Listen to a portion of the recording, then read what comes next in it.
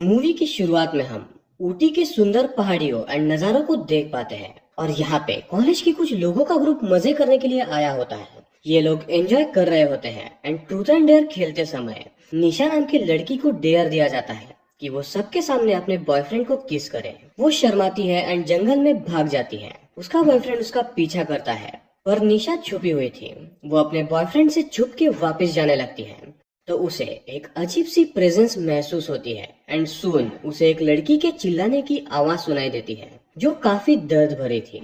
निशा अचानक से पजेस हो जाती है। अब सीन कट होता है एंड हम लोग प्रोफेसर अग्नि स्वरूप को देख पाते हैं जिसे कुछ बुरा होने का एहसास होता है एंड तभी लोकल पुलिस इंस्पेक्टर प्रोफेसर से मिलने आता है और एक अजीब सी केस के बारे में जिक्र करता है कि जंगल में निशा नाम की लड़की ने अचानक से अपने बॉयफ्रेंड पे हमला किया और अब वो अजीब सा बिहेव कर रही है। प्रोफेसर अग्नि जब हॉस्पिटल पहुंचते हैं तो वो निशा के बॉयफ्रेंड को देखते हैं जो जख्मी था एंड निशा को एक जगह पर बंद करके रखा हुआ था। उसे सुलाने के लिए 2 इंजेक्शन दिए गए थे बट स्टिल वो चिल्ला रही थी एंड बोल रही थी कि अब मैं जाग गई हूँ और मैं उसे नहीं छोड़ूंगी, और वो भी एक भारी सी आवाज में। डॉक्टर को लग रहा था कि निशा के ब्रेन तक फीवर पहुंच गया है और इसीलिए वो ऐसा कर रही है, बट प्रोफेसर बोलते हैं कि इसमें एक आत्मा आ गई है और वो निशा के बॉयफ्रेंड को बोलते हैं कि टाइम बहुत कम है और अगर तुम उसे बचाना चाहते हो तो मुझे ये बताओ कि ये सब कुछ कहाँ पर हुआ। अब निशा का बॉयफ्रेंड इन सब लोगों को जंगल में ले जाता है जहाँ पर ये सब कुछ हुआ था। यहाँ पे प्रोफेसर के हाथ कुछ भी नहीं लगता बट तभी कॉल के थ्रू इन्हें पता चलता है कि निशा मर चुकी है। यानी कि बात तो साफ थी कि उस जगी हुई आत्मा का कोई मकसद था जिसे वो पूरा करके ही मानेगी।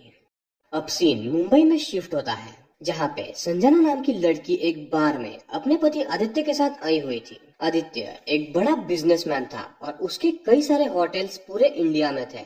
वो यहाँ पे किसी फॉरेन कंपनी से मीटिंग करने के लिए आया था पर संजना को आदित्य बहुत समय से इग्नोर कर रहा था और ना जाने कितने महीनों से इन लोगों ने अच्छे से बात तक नहीं की थी और इसी इमोशनल टोल के कारण ही संजना को स्लीपिंग पिल्स लेनी पड़ती थी और उसकी उसे आदत पड़ गई थी। वो यहाँ पर भी कुछ गोलियां खाती है एंड आदित्य से कन्फ्रंट करके बोलती है कि उसे उसका टाइम चाहिए। वो हमेशा लड़ाई करके थक चुकी है और वो उसे ये भी बोलती है कि तुम शादी के 1 साल बाद ही बहुत बदल गए हो। आदित्य यहाँ पे संजना को डांट के पार्टी में वापस चला जाता है तो संजना अकेले ही रोते हुए गाड़ी चला के अपने घर पर जा रही थी। तभी रास्ते में संजना के कान में कोई अननोन एंटिटी उसका नाम लेती है जिसके चलते संजना डिस्ट्रैक्ट हो जाती है और उसकी कार का एक्सीडेंट हो जाता है। हॉस्पिटल में पता चलता है कि संजना को ज्यादा कुछ नहीं हुआ है और वो बिल्कुल ठीक है। जब आदित्य उससे जाके मिलता है तब संजना डिवोर्स लेने की बात करती है।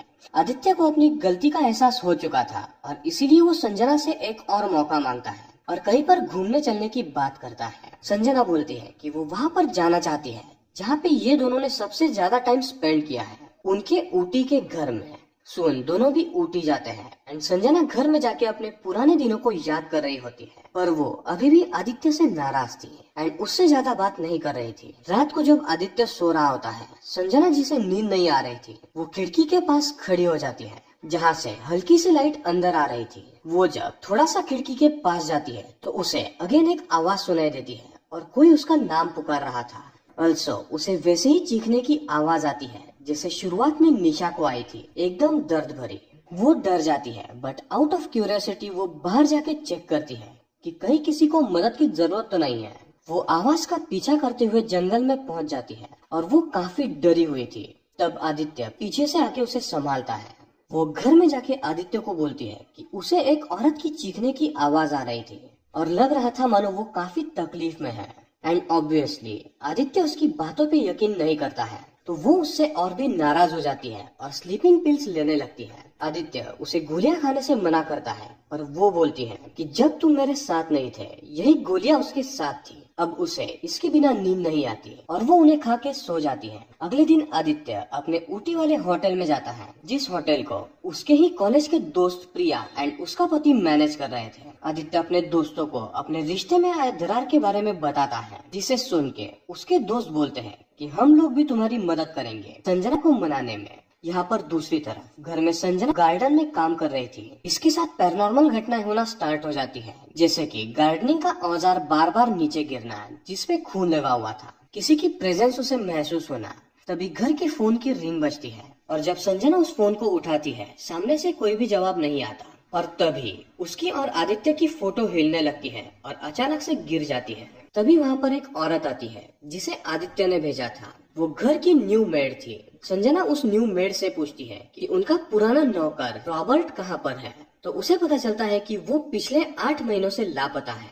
ये काफी स्ट्रेंज बात थी। रॉबर्ट इनका one of the oldest and loyal servant था और वो लापता है। ये सुन के संजना रॉबर्ट की वाइफ से मिलती है तो रॉबर्ट की वाइफ उसे बताती है कि वो गायब होने से पहले बहुत अजीब हरकतें करता था, जिसे वो काम पे खुद जाने के बजाय किसी और को भेज दिया करता था, मानो वो घर में जाने से डरता हो। और तो और उसे एक औरत की चीखने की आवाज आती थी जो सिर्फ उसे ही आती थी। वो पूरा दिन अपने कानों को बंद करके बड़बड़ाता रहता था कि इन आवाजों को बंद करो। और एक दिन वो अचानक से गायब हो गया। रॉबर्ट की वाइफ ने आदित्य को कॉल करके ये बताया भी था कि रॉबर्ट गायब हो गया है, बट आदित्य ने इस पे ज्यादा ध्यान नहीं दिया। शाम को आदित्य एंड संजना के दोस्त यानी कि प्रिया एंड उसका हस्बैंड इनके घर पर आते हैं और ये लोग संजना को पुराने दिनों के पिक्चर्स दिखा रहे होते हैं कि कैसे आदित्य एंड वो पहले खुश थी। दिन संजना कुछ समय बाद नॉर्मल हो जाती है और रात को वो आदित्य के साथ टाइम स्पेंड कर रही होती है। तभी अचानक से हमें खिड़कियों के बाहर से किसी एंटिटी की सांसें चल रही है ऐसा दिखाया जाता है और अचानक से संजना को एक गोली चलने की आवाज सुनाई देती है और तभी रूम की विंडोज भी अपने आप खुल जाती है। संजना आदित्य को गोली चलने की बात कहती है पर आदित्य बोलता है कि वो विंडो की आवाज थी, ना कि किसी गन शॉट की। तब संजना उसे रॉबर्ट के बारे में पूछती है कि उसने उसके गायब होने की बात उससे क्यों छुपाई, तो वो बोलता है कि उसके पास कई सारे सर्वेंट्स हैं, वो सबका ध्यान नहीं रख सकता और इसीलिए उसने इसके बारे में किसी को कुछ नहीं बताया। और गाइस, आदित्य का बर्ताव काइंड ऑफ स्ट्रेंज होते जा रहा था। अब ये लोग रात को सो जाते हैं। तभी संजना की नींद खुलती है तो उसे किसी की बड़बड़ाने की आवाज आ रही थी। तो वो बाहर आके देखती है तो वो रॉबर्ट था जो उसे बोलता है कि सिर्फ उन दोनों को ही वो चीखने की आवाज आ रही है और प्लीज उसे बचा लो, वरना वो इन आवाजों को सुन सुन के पागल हो जाएगा और मर जाएगा। अल्सो वो ये बोलते बोलते एक ईंट को उठा के अपने सर पे मारने लगता है और अचानक से संजना की नींद खुलती है, यानी कि ये उसका एक सपना था। अगले दिन सारे पैरानॉर्मल घटनाओं के बारे में संजना अपने फ्रेंड प्रिया को बताती है तो प्रिया एक एडवाइस देती है। उसके पहचान में इन पैरानॉर्मल घटनाओं एंड वास्तुशास्त्र के एक एक्सपर्ट है जिनका नाम है प्रोफेसर अग्निस्वरूप, तो हम उनसे जाके मिलते हैं, वो कुछ बता पाएंगे। सोन दोनों उनसे मिलती है एंड प्रोफेसर उनके घर आते हैं। उन्हें वहाँ पर कुछ नजर तो नहीं आता है बट उनकी बॉडी कुछ नेगेटिव प्रेजेंस महसूस कर पा रही थी। तो प्रोफेसर स्वरूप ऊपर के एक कमरे में जाते हैं और एक कपड़े में नींबू रख के संजना को बोलते हैं कि अगर इस घर में कोई आत्मा होगी तो ये नींबू शाम तक लाल हो जाएगा, तो शाम को इसे ओपन करके देखना। संजना शाम तक वेट करती है एंड सूरज ढलते ही जैसे ही वो उस नींबू को चेक करती है वो नींबू लाल हो चुका था, यानी कि उस घर में सही में एक आत्मा थी। संजना रोते हुए आदित्य के पास जाती है जो अपने एक होटल के मीटिंग में था और उसे वो सारी बातें बताती है कि कैसे उसके घर में रखा हुआ नींबू अपने आप लाल हो गया। वो संजना को शांत करता है एंड अगले दिन सुबह कॉलेज जाके प्रोफेसर को वो बहुत मारता है और उसे ढोंगी बोल के ये कहता है कि तुम पैसों के लिए लोगों को फंसाते हो। अब यहाँ पर जो कुछ भी हुआ था वो अगले ही दिन न्यूज़पेपर में छप जाता है कि बिजनेसमैन आदित्य ने की एक प्रोफेसर के साथ मारपीट। अब ये सुनते ही आदित्य के डैड उसे कॉल करते हैं और उसे बोलते हैं कि एक फॉरेन की पार्टी के साथ कल मीटिंग है, तो तुम कल सुबह जल्दी वापस से मुंबई आ जाओ, वरना करोड़ों का नुकसान हो जाएगा। अल्सो वहाँ तुम्हारा रहना ठीक नहीं है। तो आदित्य एंड संजना तभी वहाँ से बाय रोड बैंगलोर जाने लगते हैं बिकॉज बैंगलोर से उनकी मुंबई के लिए फ्लाइट थी। दूसरी तरफ प्रिया प्रोफेसर स्वरूप से मिलने जाती है और उन्हें संजना की तरफ से सॉरी कहती है और बोलती है कि संजना अभी मुंबई जा रही है, वो वापस आके अगेन उनसे मिलेंगी। तो प्रोफेसर स्वरूप प्रिया को बताते हैं कि वो आत्मा जब तक उसका मकसद पूरा नहीं कर लेती वो संजना को ऊटी से बाहर नहीं जाने देगी। एंड ऐसा ही होता है। जिस रास्ते से आदित्य एंड संजना बैंगलोर जा रहे थे वहाँ लैंडस्लाइड हो जाती है एंड 6-7 घंटे रास्ते को क्लियर करने में लगने वाले थे, तो इनकी फ्लाइट मिस हो जाती है एंड ये लोग वापस से अपने घर में आ जाते हैं। रात को आदित्य बोलता है कि उसका जाना जरूरी है, तो वो बाय रोड ही दूसरे रास्ते से चला जाएगा, बट वो रास्ता घने जंगलों से घिरा हुआ है। तो वो संजना को वहीं पर रुकने बोल के अपने दोस्त के साथ चला जाता है, यानी कि संजना अभी इस पूरे घर में अकेली थी और इसीलिए प्रिया संजना को समझाती है और उसे अपने घर पे चलने के लिए कहती है बिकॉज ये घर एक हॉन्टेड घर था। पर संजना प्रिया को बोलती है कि आज वो ये जान के ही रहेगी कि इस घर में कोई आत्मा है या नहीं, और उसे उसका मकसद भी पता करना है, और इसलिए वो प्रिया को जाने बोलती है और वेट करती है आधी रात होने का। और जैसे ही आधी रात होती है, उस घर में पैरानॉर्मल घटनाएं होना स्टार्ट हो जाती है। पहले तो घर का डोर खुल के बंद हो जाता है, और जब संजना जाके देखती है तो वो दरवाजा बार बार खुल रहा था और अपने आप बंद हो रहा था। संजना इस डोर को लॉक करती है, और जैसे ही वो पीछे आ रही थी, अगेन उसे कोई नेगेटिव प्रेजेंस महसूस होती है और उसके बाल अचानक से उड़ने लगते हैं। और तो और घर में जो झूमर लगाया हुआ था उसके अंदर से खून टपकने लगता है।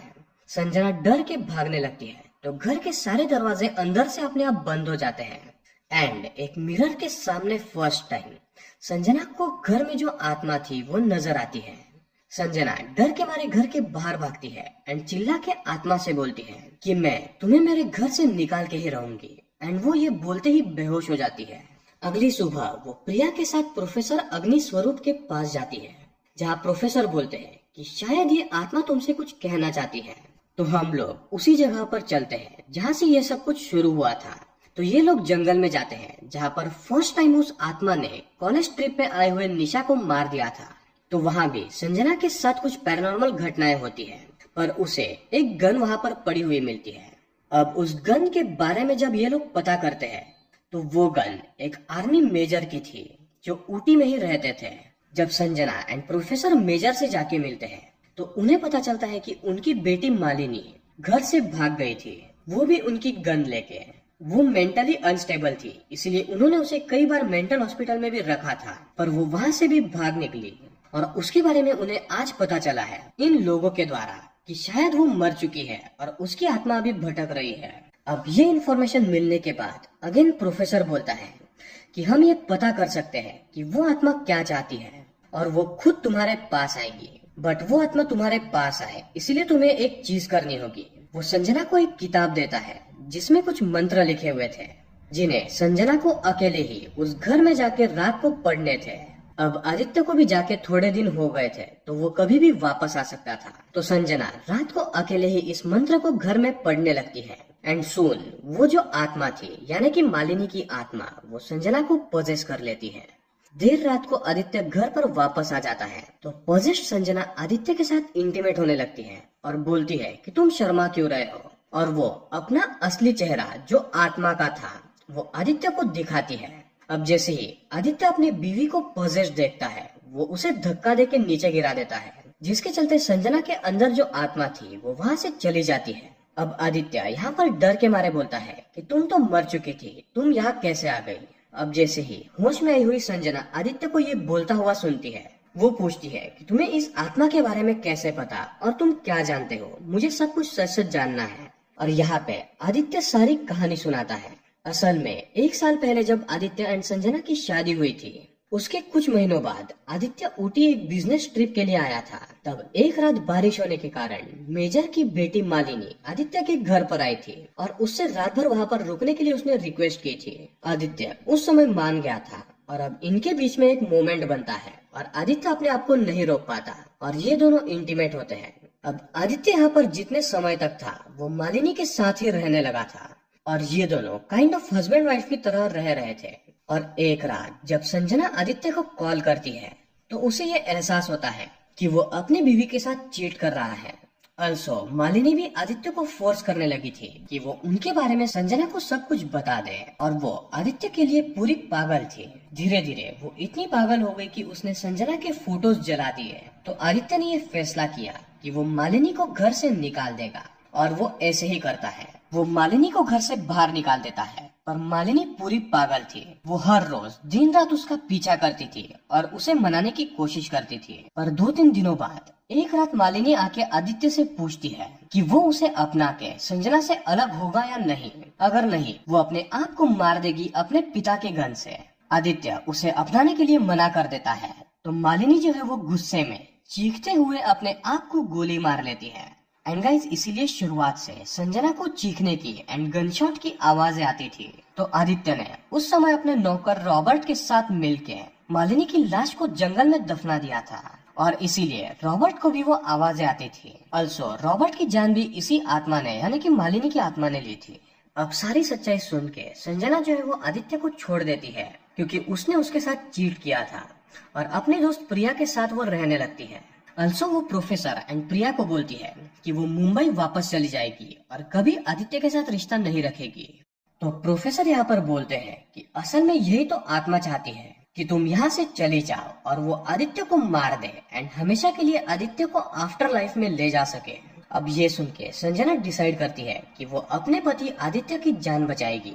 तो वो प्रोफेसर एंड प्रिया के साथ आदित्य के पास वापस आने लगती है, पर मालिनी की आत्मा ने पहले ही संजना का रूप ले लिया था, और वो संजना के रूप में आदित्य को बोलती है कि हम दोनों मुंबई चले जाते हैं, जिससे तुम्हारी जान बच जाएगी। आदित्य को लगता है कि ये उसकी पत्नी संजना ही है और उसने उसे माफ कर दिया, इसीलिए वो उसके साथ जाने लगता है। संजना जब तक प्रोफेसर एंड प्रिया के साथ अपने घर पर पहुंचती, आदित्य आत्मा के साथ जा चुका था एंड मालिनी की जो आत्मा थी उसने कार में आदित्य को अपना असली रूप दिखाया, जिसके चलते आदित्य का अपने कार से कंट्रोल चला जाता है एंड वो जो कार थी वो खाई में गिर जाती है। अब आदित्य को हॉस्पिटल में ले जाया जाता है, जहाँ पर उसके बचने के चांसेस बहुत कम थे, पर प्रोफेसर के हिसाब से उसे बचाने का सिर्फ एक ही तरीका था, और वो था मालिनी की लाश को ढूंढ के उसे जला देना। तो प्रोफेसर संजना एंड प्रिया के साथ मिलके जंगल में जाते हैं एंड एक नींबू लेके वो जंगल में मंत्र पढ़ते हुए अलग अलग जगह पर चलने लगते हैं एंड सून एक जगह पर आते ही वो नींबू लाल हो जाता है,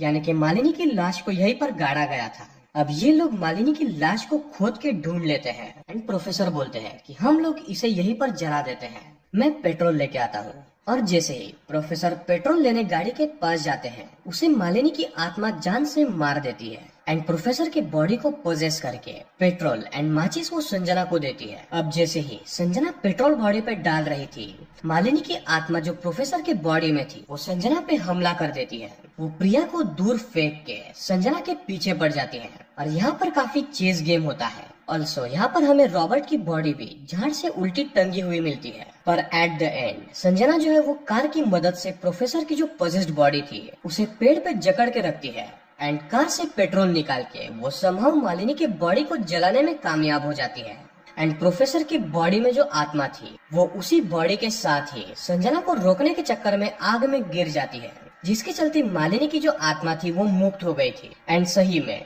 जैसे ही वो आत्मा मुक्त होती है, हॉस्पिटल में आदित्य की जान बच जाती है। अब एट द एंड सब कुछ ठीक हो चुका था।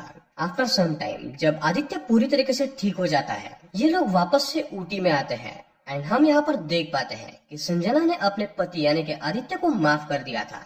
और इसी के साथ साथ गाइस ये मूवी यहाँ पर एंड हो जाती है। तो दोस्तों ये थी राज मूवी की एक्सप्लेनेशन। आई होप कि आपको ये वीडियो पसंद आई होगी। अब गाइस मैंने सोचा क्यों ना आप लोगों को थोड़ा नॉस्टैल्जिक फील दिया जाए, और इसीलिए आज मैंने ये मूवी चूज की। तो अगर आपको ये वीडियो पसंद आई है तो इस वीडियो को लाइक करें। अगर आप इस चैनल पर न्यू है तो चैनल को सब्सक्राइब करके बेल आइकॉन ऑल पर डाल दें, ताकि आपको ऐसी ही इंटरेस्टिंग वीडियोस की नोटिफिकेशन मिलती रहे। तो दोस्तों मिलते हैं ऐसे ही किसी अगली इंटरेस्टिंग वीडियो में, तब तक के लिए पीस आउट।